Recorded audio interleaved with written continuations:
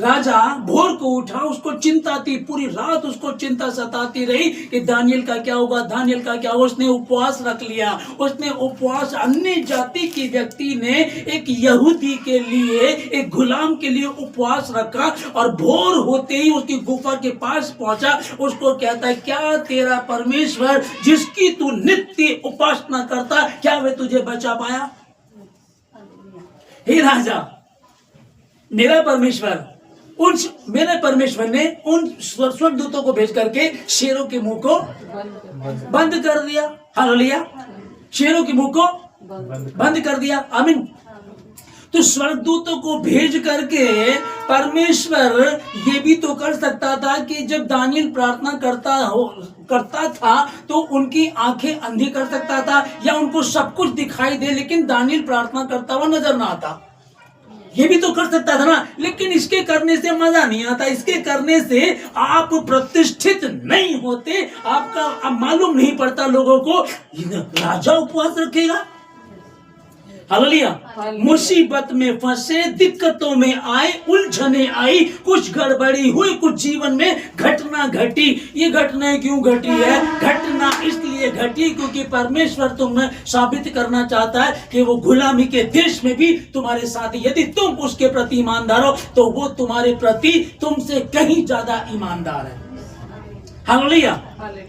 वहां बाकी जगह स्वर्गदूतों को भेज करके बचा सकता था, हो सकता था, लेकिन सिंपल है, इसको शेरों की मान में जाने दो। सब लोग कहेंगे शेर तो जमीन पे गिरने भी नहीं देते किसी को, ऐसे उछल करके खा जाते हैं, बोटी बोटी नोच डालते हैं। अरे इसकी भी ऐसी होगी। वो गया, क्या हुआ? आवाज नहीं आ रही शेरों की, धड़ने की आवाज नहीं आ रही, बोटी खाने की आवाज नहीं आ रही है, कुछ दानियल की चिल्लाने की आवाज नहीं आ रही। वो ये लोग भी तो आवाज सुन रहे होंगे ना, आवाज ही नहीं आ रही है और सुबह तक आवाज ही नहीं आई। राजा जा करके पूछता है, क्या तेरे परमेश्वर ने, जिसकी तू नित्य प्रार्थना करता है, वो तुझे बचा सका? हाँ, मेरे परमेश्वर ने, जिसकी मैं नित्य प्रार्थना करता हूँ, स्वर्गदूतों को भेज करके शेरों के मुंह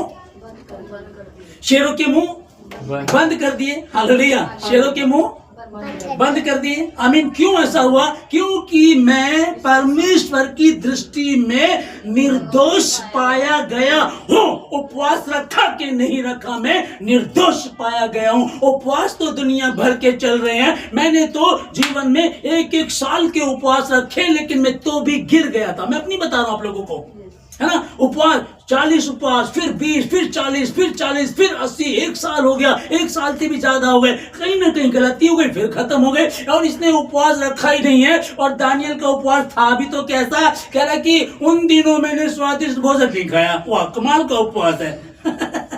प्रभु क्या कह रहा है? प्रभु ने कहा कि अपने जी को दुख देना है और ये कह रहा मैंने उन दिनों ने स्वादिष्ट भोजन नहीं खाया। तो दानियल जी, स्वादिष्ट भोजन तो आपने तब भी नहीं खाया था जब आपको दिया जा रहा था। तब भी तो आपने यही कहा था कि साग और पात दिया करो, साग और पात दे दो, साग रोटी दे दो, पानी दे दो, इसी में आशीष है। परमेश्वर ने कहा था, जब तुम अपने परमेश्वर यहोवा की उपासना करोगे तब वह तेरे अन्न और जल पर आशीष देगा और उसी के द्वारा तुम्हारे बीच में से रोग दूर करेगा। आमीन। तो ये वाला उपवास था बंदे का, और यहां से उपवास नहीं रखा। हम तो बार बार सिखाते हैं, बाइबल भी तो बता रही है। अब बताइए, जब यहूदियों पर मोर्दे के पर इतनी मुसीबत पड़ गई, फरमान जारी हो गया हर यहूदी को जहां जहां भी उनको मार दिया जाए, फला फला तारीख को फाइनल हो गया। अब हम क्या करें? उपवास करो। इनका उपवास कैसा था? जब मुश्किलें आई, मुसीबत सर पर पड़ी, इन्होंने तब उपवास रखा। और ये तो लगातार परमेश्वर के प्रति ईमानदार था। उस समय इसने उपवास नहीं रखा। सुख में सुमिरन करे ना कोई, दुख में सुमिरन करे हर कोई। जो सुख में सुमिरन करे तो दुख का है वो निरंतर। हम संडे चर्च जाते हैं, हम प्रार्थना करते हैं, डेली बाइबल को पढ़ते हैं, डेली हम सप्ताह में 1-2 बार उपवास, जो हमने घोषणा की हुई है, प्रभु तेरे प्रति मैंने ईमानदार रहना, इस टाइम मैंने प्रार्थना करनी, हम तो वो कर रहे हैं। दानियल अपने वायदे के अनुसार परमेश्वर से दिन के 3 पहर प्रार्थना किया करता था। हालेलुया। मेरे परमेश्वर ने स्वर्गदूतों को भेज करके शेरों के मुंह बंद करा दिए, क्योंकि मैं परमेश्वर की दृष्टि में निर्दोष पाया गया। आप उपवास रख रहे हैं, ये बहुत अच्छी बात है। हम तैयारी कर रहे हैं, प्रैक्टिस कर रहे हैं, तैयारी कर रहे हैं अपने आप को परमेश्वर के प्रति ईमानदार बनाने के लिए, क्योंकि हम जहां रहते हैं वहां कहीं ना कहीं कीचड़ गिरता है, तो शावर चाहिए, पानी चाहिए नहाने के लिए। ओके, नीति वचन 21:1 में, राजा का मन नालियों के जल के समान यहोवा के हाथ में रहता है, जिधर वह चाहता उधर उसको मोड़ देता है। हालेलुया। राजा का मन, जो एक प्रधानमंत्री, हमारे भारत देश के प्रधानमंत्री हैं, पूरे भारत देश के प्रधानमंत्री राजा हैं, वो उनका भी मन, यह लिखा है कि राजा का मन परमेश्वर जल के नालियों के समान जिधर चाहता उसको मोड़ लेता है। आप कहिए तो इधर जाना चाह रहा, वो इधर ले जाना चाहता इधर ले जा सकता है। आप देखिएगा, दानियल कह रहा है कि मैं अपने परमेश्वर के प्रति ईमानदार, मतलब कि निर्दोष पाया गया हूं, इसलिए उसने शेरों के मुंह को बंद कर दिया और राजा से उपवास रखवा दिया, क्योंकि वो कुछ भी कर सकता है। जिसके समीप मैं और आप बैठे हैं ना, जिसके साथ हम संगति कर रहे हैं, वो कुछ भी कर सकता है। हालेलुया। वो कुछ भी कर सकता है। और जब परमेश्वर को किसी का चाल चलन भाता है, तब वो उनके शत्रु का भी मेल उनसे करा देता है। हालेलुया। ये वचन मैं पढ़ रहा था, मैं प्रार्थना कर रहा था, मैं क्या, परमेश्वर, लड़ना आसान है, किसी को पीट देना, अगर वो कमजोर है, अब वो ताकतवर है, हमको पीट देगा, हम ताकतवर उसको पीट देंगे, तो ये तो कॉमन सा ही है। और हमारी जिनसे चल रही है, हमारी जो हमसे लड़ना चाह रहे हैं, हमारे साथ ऐसा कर रहे हैं, तो प्रभु ये तो सिंपल सी बात है, मैं उनको 2-3 को तो मैं अकेला ही पीट दूंगा उनको। लेकिन क्या तू उस आत्मा को बचा पाएगा? क्या तू मसीह यीशु की पत्री है? और पर अगर तू चाहता है कि वो जीवन बचे, तो घुटनों पर बैठ प्रार्थना कर। और फिर लिखा है कि जब परमेश्वर को किसी का, हालेलुया, परमेश्वर को किसी का चाल चलन भाता है, तो वो उनके शत्रुओं को भी उसका मित्र बना देता है। हामान तो क्रूर था, हामान तो बस कह ही रहा था कि मैं यहूदियों को कैसे मारूं और इस मोर्देको को कैसे मारूं। लेकिन बाइबल क्या बता रही है कि हामान की जो पत्नी थी और उसके जो मित्र थे, वो क्या कह रहे हैं, यदि वो यहूदी वंश का है, यदि वो मसीह यीशु को मानने वाली है, तो उस पे टोना टोटका नहीं चल सकता। मैं उसके बाल काट के लाया, उसके बच्चे के बाल काट के लाया, कुछ नहीं हो सकता। मैं उसके बच्चे की फ्रॉक काट कर लाया, कुछ नहीं हो सकता। मैंने एक खून लिया और मैंने उसको टोना करा करके उनके घर के चौखट पर लगा दिया, कुछ नहीं हो सकता। यदि वो यहूदी वंश के, यदि वो मसीह को मानने वाले लोग हैं, तो मसीह ने अपने स्वर्गदूतों को उनके निमित्त आज्ञा दी हुई है। क्यों? क्योंकि हे राजा, क्योंकि मैं परमेश्वर की दृष्टि में निर्दोष पाया गया हूं। क्या मैं और आप, हम निर्दोष पाए जा रहे हैं?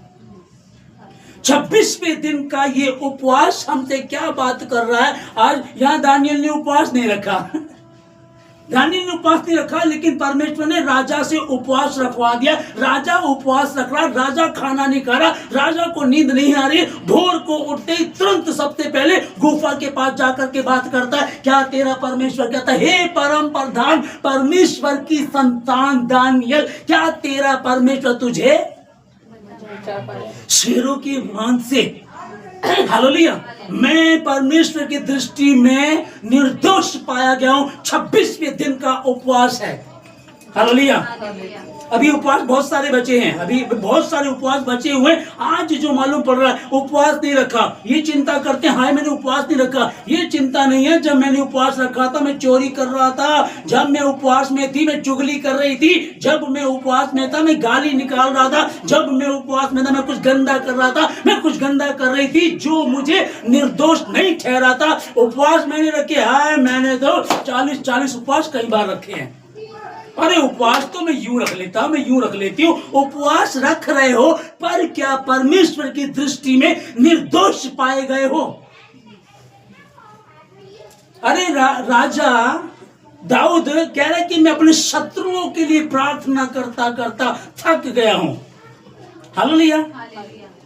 वो तो राजा है, योद्धा है, 66 लड़ाइयों को लड़ने वाला योद्धा। कभी कोई लड़ाई वो जीवन में नहीं हारा, वो लड़ाई लड़ता है, वो जीतता हमेशा। आज वो उपवास रख रहा है, वो उपवास रख तो रहा है, लेकिन यहाँ वो भविष्यवाणी कर रहा है। ये जो वचन हमने भजन संहिता 35 का 13 पढ़ा, दाऊद अपने शत्रुओं के लिए उपवास करके प्रार्थना कर रहा था। ये क्या बता रहा है? वो उद्धारकर्ता यीशु मसीह आएगा, वो अपने शत्रुओं के लिए उपवास रखेगा, अपने शत्रुओं के लिए प्रार्थना करेगा। और यीशु मसीह ने जब वो आया, उसने यही किया। दाऊद ने नहीं किया। दाऊद कह रहा मैं उपवास करते करते थक गया, पर वो भविष्यवाणी कर रहा आने वाले समय में वो यीशु मसीह इसी के वंश से आएगा और यही उसके विषय में गवाही दे रहा। वो जब आएगा तो अपने शत्रुओं के लिए प्रार्थना करेगा, अपने सताने वालों के लिए उपवास रखेगा। यीशु मसीह ने रखे। कोई और पाया जाता है क्या? हालेलुया। यहाँ यीशु मसीह उपवास रखना अपने शत्रुओं के लिए, और इससे यीशु मसीह ने दारा राजा का मन बदल दिया। उसने उस दिन रोटी नहीं खाई, उसको नींद नहीं आई, और वो दानियल के पास जाकर के पूछता है, क्या तेरा परमेश्वर तुझे बचा पाया? हाँ, क्योंकि मैं अपने परमेश्वर की दृष्टि में निर्दोष पाया गया हूँ, निर्दोष पाई गई हूँ। तो प्लीज अपने आप से सवाल कीजिएगा। एक दूसरे को बैठे हुए कहिएगा तो निर्दोष है। कहिए, एक दूसरे को कहिए कि तू निर्दोष है यीशु मसीह के नाम है। एक दूसरे को कहिए तू निर्दोष है यीशु मसीह के नाम है। अगर नहीं है तो भी घोषणा कीजिएगा, यस कहिएगा एक दूसरे को। आप आशीषित हैं, आप दानियल की तरह निर्दोष पाए जाएंगे यीशु मसीह के नाम में। अब क्या 26वां उपवास आज है। अब के बाद जो उपवास बचे उनमें एक बार को गलती हो गई, कोई बात नहीं है। अरे गलती हो गई, अरे गलती को छोड़ो, पहले ये बताओ जो प्रभु कह रहा है कि मुंह धो तेल लगा, ताकि लोगों को नहीं, पर परमेश्वर को, विश्वास योग्य जो परमेश्वर है उसको तो उपवासी दिखाई दे, लोगों को नहीं, है ना। अब जो यहूदी फरीसी थे वो उपवास रखते थे और मुंह मलान रखते थे, दुखी से हो रहे हैं, बाल खोल लिए, नहाए और ड्राई फ्रूट भी खाया, जूस भी पिया। वो क्या हो गया? मेरा उपवास है। ये कौन सा उपवास जिसमें तुम दुखी हो रहे हो? हालेलुया, है ना। ये कौन सा उपवास जिसमें तुम दुखी हो रहे हो? उपवास रखे थे भैया मूसा ने, और उपवास रख करके जब नीचे आ रहा उसके चेहरे पर इतना तेज था। अगर भूखे रहने से नहीं, परमेश्वर के प्रति ईमानदारी से भूखे रहने से और प्रार्थना करने से अगर ऐसा है तो आप निर्दोष पाए जाएंगे। और करें घोषणा अपने लिए, कहीं कोई कमी रही है तो कहीं यीशु मसीह के नाम में 26वें दिन में परमेश्वर आपसे बात कर रहा, उपवास के 26वें दिन में आपसे बात कर रहा कि तू निर्दोष पाई जाएगी, तू निर्दोष पाया जाएगा। और तेरा परमेश्वर तुम्हें वहां शेरों की मांग थी, यहाँ अंधकार की शक्ति है, टोना टोटका, गड़बड़ी, बीमारी, लाचारी, दिक्कती, शर्मिंदगी, वो आपको जो परेशान करना चाहती है, अब वो तुम्हें परेशान नहीं कर पाएगी, क्योंकि मैं अपने परमेश्वर के प्रति ईमानदार था, निर्दोष पाई गई, निर्दोष पाया गया। मुझे कोई चिंता करने की आवश्यकता नहीं है। चिंता काहे की करनी है? क्या मैं दानियल की तरह तीनों पहर प्रार्थना कर रहा हूं, समय के अनुसार जा रहा हूं? कुछ भी किसी ने कह दिया, हालेलुया, किसी ने कुछ भी कह दिया, भैया वो तो कह रहे कि ऐसा ऐसा करना पड़ेगा, हाँ, और कोई भी अपने परमेश्वर को दंडवत नहीं करेगा, कोई नहीं करेगा। ठीक है जी, फरमान जारी किया आपने, ओके, आपने कर दिया। अगर नहीं करेंगे तो चलान कटेगा, आप चलान काट दीजिएगा। चलान कटा, चलान कटने में क्या था? शेर, भूखे शेरों की मांग में डाल दिया जाएगा। डाल दो जी, कोई बात नहीं है, वो परमेश्वर बचा सकता है। हालेलुया, वो बचा सकता है।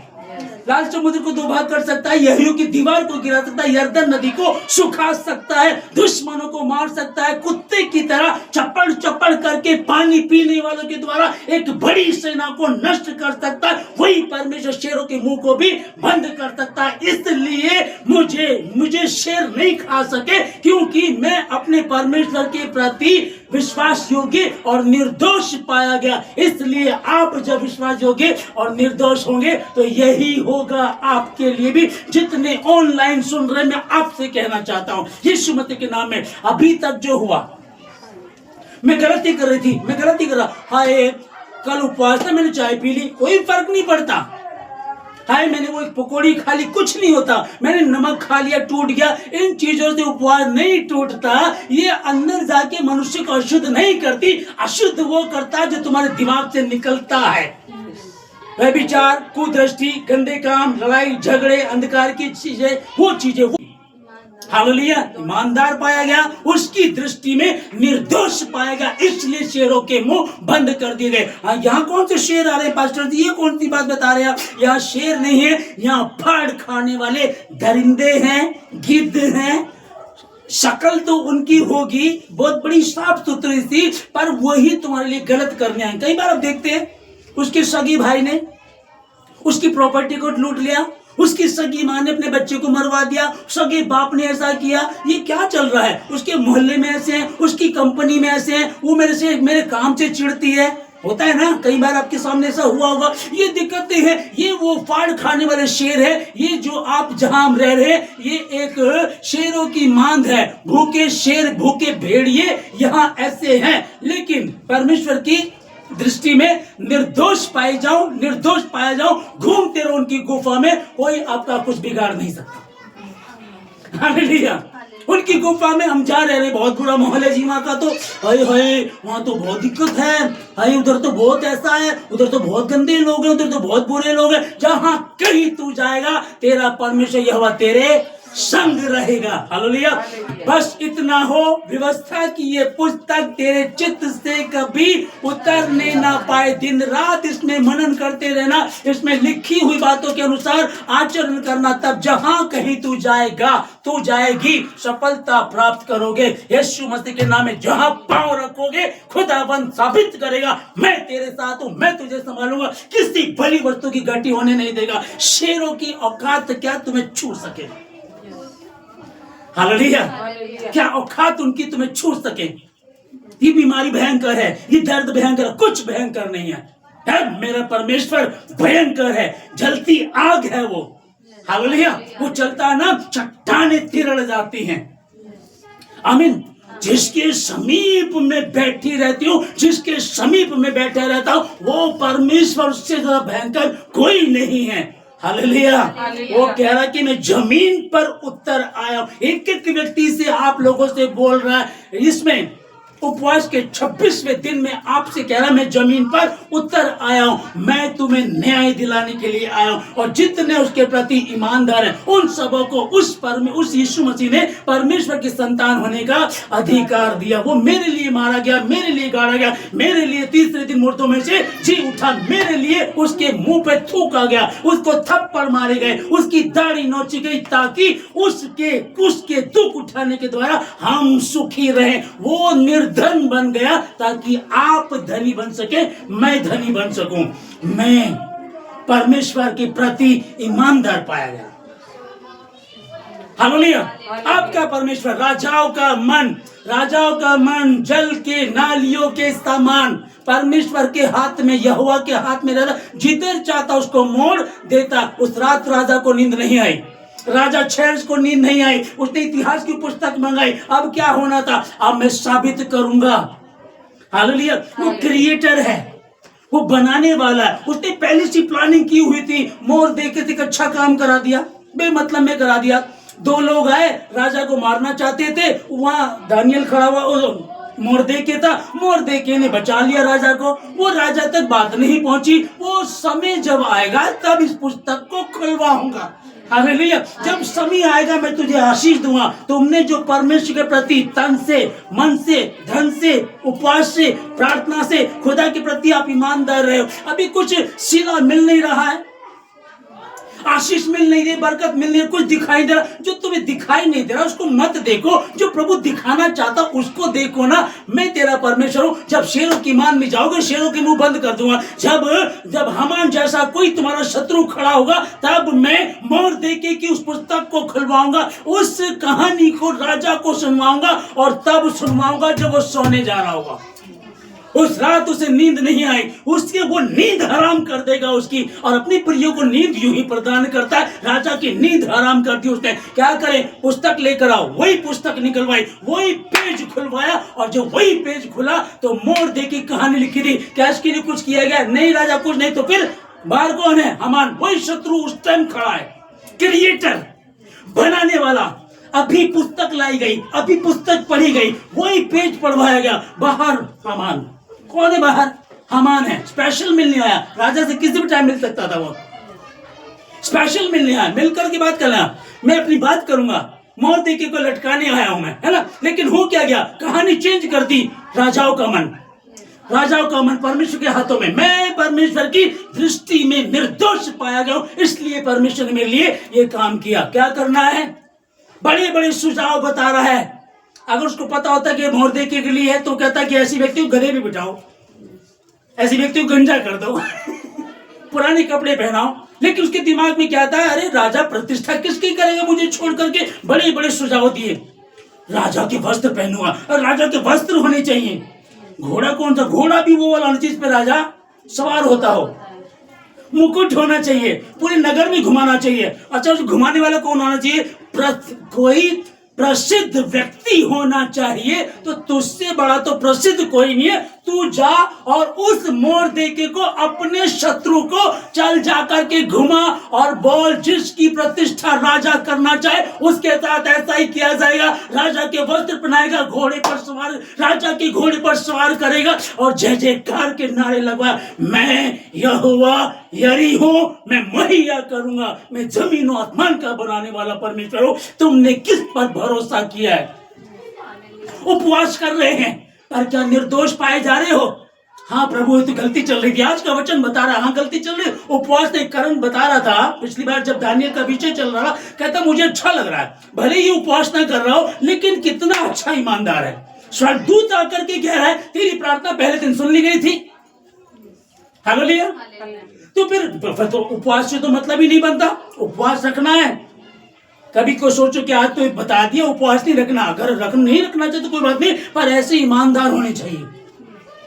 ऑनलाइन वाले बहुत सारे ऐसे होते हैं, पास्टर जी बता, इतना अच्छा वचन था, बहुत बढ़िया बताया उन्होंने। दानियल ने उपवास थोड़ा कहा तो राजा ने कब रखा, जब वो निर्दोष पाएगा। मरने की चिंता नहीं, मुझे पता मरूंगा, 100% मरूंगा।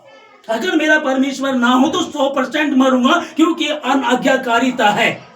हालेलुया। फांसी की सजा होगी, अब भूखे शेरों की मान में डाल दिया जाऊंगा। क्या कह रहा है, हालेलुया, मरूंगा। लेकिन नहीं, वही परमेश्वर जो साबित करता है, वही मेरे साथ है, वही मेरे साथ निरंतर रहता है। और उसने कहा, मेरी प्रजा के लोग दीन होकर के मन फिराएंगे, तौबा करेंगे, मैं उनके देश को जो का त्यों कर दूंगा। हालेलुया। तौबा करेंगे। इस उपवास में परमेश्वर आपसे बातें कर रहा है, मुझसे बात कर रहा है, हमसे बातें कर रहा है। और बस इसी बात को विचार कीजिएगा कि हाँ, उपवास के लिए मैंने बताया ना कि हीरो हीरोइन के लिए लोग उपवास रख रहे हैं। हाय, वो मर ना जाए, वो मर गया, क्या कर लिया तुमने। लेकिन दानियल जब दानियल की पुस्तक को, इसको मैं जब इसको पढ़ रहा था, मुझे नया भेद मैं पहले नहीं समझ पाया, मैं इसको अध्ययन कर रहा था। मैंने पढ़ा, वाह, राजा उपवास रख रहा है। उपवास तो लिखा नहीं है, तो उपवास तो प्रभु कह रहा कि जी को दुख देना है, तो बेचारा जी को दुख ही तो दे रहा था। पूरे दिन ये परेशान रहा, बचाने की कोशिश करता रहा। तो क्या खाना खाया उसने पूरे दिन? पूरे दिन इसने खाना नहीं खाया होगा, पूरे दिन इसने आराम नहीं किया होगा। राजा साहब, खाना बाहर जाओ, कैसे बचाऊं, कौन सी कहानी, क्या करूं, किसी से पूछ रहा क्या करूं, किसी से पूछ भी नहीं सकता, क्योंकि बात ही ऐसी, राजा है, क्या करूं। चिंतित रहा। उसको शेरों की मान में डाल दिया। वो अपने भवन में चला गया, महल में चला गया। महल में जाने के बाद खाना नहीं खाया, कोई सुख सुविधा की वस्तु नहीं पहुंचाई गई, नींद भी नहीं आई। हालेलुया। हो गए 24 घंटे। आमीन। हालेलुया। अपनी जी को दुख दे रहा था, मैं तुम्हारे लिए मैं कुछ भी कर सकता हूं, मैं जलन रखने वाला परमेश्वर हूं। जो मुझसे बैर करते उनकी की सजा उनके नाती पोतों पर पोतों को दिया करता हूं, और जो मुझसे प्रेम करते हैं उनके इस आज्ञाकारिता का जो बदला है मैं हजारों हजार को दिया करता हूं। आमीन। गुनाहों की सजा 4 पीढ़ी पे जा रही है, उनके किए की सजा नाती पोते पड़ पोते 3-4 पीढ़ी पे जा रही है। और प्रेम का, हालेलुया, हजारों हजार पर किया करता हूं। आज समझ में नहीं आ रहा मेरी बहन, आज समझ में नहीं आ रहा मेरे भाई, अभी तक कुछ बदलाव नहीं हुआ, अभी भी किराए पे हैं, अभी भी बीमार हैं, अभी भी दर्द बना हुआ है, अभी भी दिक्कत है, अभी भी बच्चे सुधर नहीं रहे, अभी भी फेलियर है। क्या करें? उस पर संदेह मत करना। तू आशीष दे चाहे, तू ही मेरा तू आशीष दे चाहे ना दे, तू ही मेरा खुदा है। Hallelujah hallelujah hallelujah. है ना। जब बस वही है कि तू मेरा खुदा, तू मेरा परमेश्वर है, और यदि तू मेरे पक्ष में तो मेरा विरोधी कौन हो सकता है। समय आएगा, इतिहास की पुस्तक लाई जाएगी, समय आएगा, वही पेज खुलेगा। कोई पहले पेज पे थोड़ी कहानी लिखी होगी इसकी। अच्छा, जो पढ़ने वाले उन्होंने कहा हाँ चलो पढ़कर सुनाओ, इसे पढ़ के सुनाओ, उन्हें यूं खोला हुआ, जैसे भी खोल ले वही निकलेगा जो खुदा निकलवाना चाहता है। और ऐसे ऐसे हुआ था, राजा को उसने मुर्दे ने बचाया था। ओके, वेरी गुड, कुछ किया इसके लिए? नहीं, कुछ नहीं किया। ठीक है, फिर बाहर कौन खड़ा है? वो ऐसा कर सकता है, तुम्हारे शत्रुओं से तुम्हारी प्रशंसा करवाएगा, तुम्हें घोड़े पर बिठाएगा, तुम्हारे लिए वो प्लानिंग कराएगा। एक मेन्यू चार्ट होता है ना कि क्या क्या खाने में होना चाहिए, तुम्हारे दुश्मनों से ही लिखवाएगा और तुम्हें उन्हीं के हाथों से खेलवाएगा। हालेलुया। और तुम्हारे कारण ना सोने नहीं देगा, वो सोने नहीं देगा वो किसी को। हालेलुया। और तुम एंजॉय कर रहे हो शेरों में भी तुम शेर, भूखे शेरों में भी एंजॉय कर रहे हो, दुख में, कठिनाई में, मुसीबत में, परेशानी में एंजॉय कर रहे हो। ये कैसी महिला है, ये कैसा पुरुष है, ये कैसे लोग हैं, ये कैसे जी लेते हैं, ये क्या है, ये कौन है ये लोग? यही तो है डिफरेंट। हालेलुया। उसके घोड़े खाने से हम चंगे हो चुके हैं। आमीन। ठीक है, तो तुम परमेश्वर की चलती फिरती पत्रियां हो, चलती फिरती पत्रियां हो, नजर आना चाहिए तुझ में यीशु दिखता है। एक गीत है ना, तुझ में, ऐसी फिल्मी गीत है, तुझ में रब दिखता है। मतलब वो अपनी गर्लफ्रेंड के लिए बोल रहा है, तुझ में रब दिखता है। और हमें तो मसीह के बच्चों में रब दिखता है, रब नजर आता है। और जब रब नजर आता है ना तो दुष्ट आत्माएं भागती हैं। हालेलुया। मैं यीशु मसीह के नाम में आशीष देता हूं आप लोगों को। हर बंधन टूट चुके यीशु मसीह के नाम में। आज का ये वचन 30 नहीं, 60 नहीं, 100 गुना आशीष को लेकर जितने ऑनलाइन सुन रहे हैं, जितने उपस्थित हैं, जितने भवन में, आप सब यीशु मसीह के नाम में आशीषित हैं, आशीषित हैं, आशीषित हैं। और कहें, मैं परमेश्वर की दृष्टि में निर्दोष पाई गई। और यदि नहीं पाए गए तो 2026 के 26वें दिन के उपवास में आज प्रभु कह रहा है, अब के बाद निर्दोष पाए जाएंगे। और फिर कोई अंधकार शक्ति, कोई भी टोना टोटका, गड़बड़ी, बाल काटे, कपड़ा काटा, कुछ भी किया, कुछ भी गड़बड़ी की आत्मा, फिर कोई बीमारी, कोई परेशानी, कानूनी समस्या, कुछ भी फिर तुम पर प्रभाव नहीं डाल पाएगा, क्योंकि तुमको परमेश्वर ने बनाया कि उन पर प्रभुता करो। यीशु मसीह के नाम में मैं आशीष देता हूं। तमाम गड़बड़ी का आत्मा मिटे, हर अंधकार की शक्ति जाए छोड़ करके आप आशीषित हैं, आपका घराना आशीषित है, आपका कारोबार आशीषित है, तन में, मन में, धन में परमेश्वर आपको आशीष दे, आपके परिवार में आशीष दे। आप आनंदित होते हुए जाओ और कहो, प्रभु तेरा धन्यवाद आज के दिन के लिए। आज का दिन यहोवा ने बनाया, हम इसमें आनंदित हो। कल की चिंता मत कर, आशीष है, तू आशीषित है। हर क्षण, हर पल को उसने बनाया। आशीष, आशीष और सिर्फ आशीष यीशु मसीह के नाम में। धन्यवाद देते सारी बातों के लिए। धन्यवाद के साथ प्रार्थना मसीह यीशु के नाम से मांगते हैं।